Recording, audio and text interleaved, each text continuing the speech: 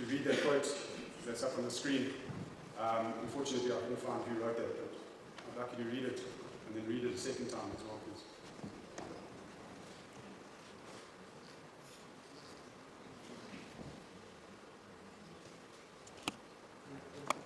What I love about that quote is where it says to walk on soil. And that just really did something to me, those first few words, to walk upon soil. I think that's such a privilege and such a necessity to walk in nature and to walk on soil that recognizes ceremony, grief, and magic. And it's something that we need in our lives, we need daily in our lives. And we need to be in that space to allow ourselves to really connect with our own inner nature and to feel the soul and the spirit of that land. And there's a picture of Beargrass, and that's this landscape has shaped my soul over the last years. And you can see the emotion, and I'm fine with that because that's what it means to me. And that's the emotion that it creates in me. It's a powerful, powerful place. And as I said, a place I'm so lucky to call home. And when we're on those paths, and when we're walking those paths with a group or by myself or with friends, something happens. There's something. It's a feeling. It's an emotion. But something changes within us. And you can try and resist it for the first couple of days, but come day 3 or day 4, you walk out of there a different person. And it's impossible to be the same person when you walk out of there because of the power of that landscape. And because of the way that we enter that landscape. So to enter it in a very conscious, uncomplicated way with a pure intention allows us to connect on a very, very deep level.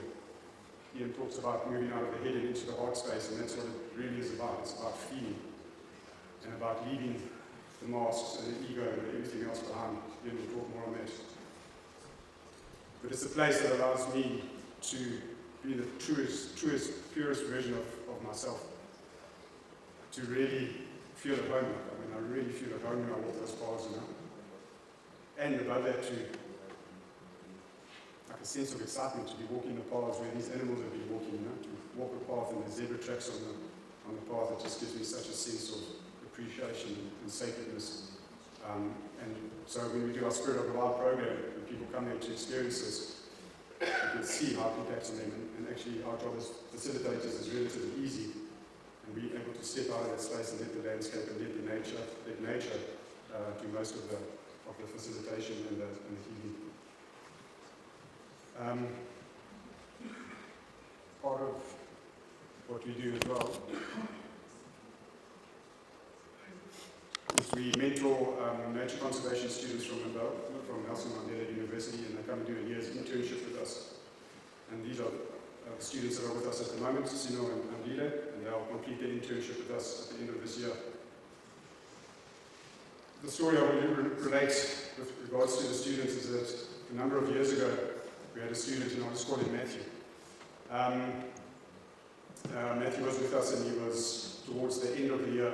So in a month's time, he would have qualified and been able to go out and look for the brilliant sand parks or play nature or whatever. We had a flat tire on one of the vehicles, and I asked Matthew to please change that tire for us. And I came back, and an hour later, and couldn't find Matthew, and the tire on the bucky was still flat. Nothing had happened. So I got a bit angry, and I went to go find him. And, what's happening? Why haven't you changed the tire? And he says, no, I can't. And I looked at him, and I was, how's this going to reflect on me as a mentor or manager? You're going out in 2 months' time for permanent employment, and you can't change a tire. You could be running a section in Kruger National Park in 2 months' time.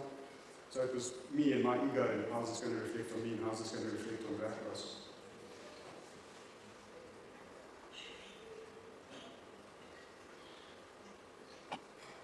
And he looked at me and he said, I've never had to change a tire. Nobody in my family has ever owned a car, and I've never owned a car. I've never had that need. And it was such a light bulb moment for me. And I realized it's not about a lack of skills, but it's a lack of opportunity.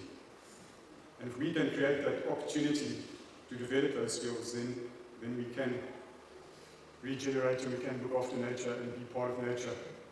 But deeper than that, we need to create these opportunities to enter nature and to spend time in nature in a sacred way, the way that we should be spending time in nature, not consuming, but living with and being part of. So thank you. I'm going to finish there.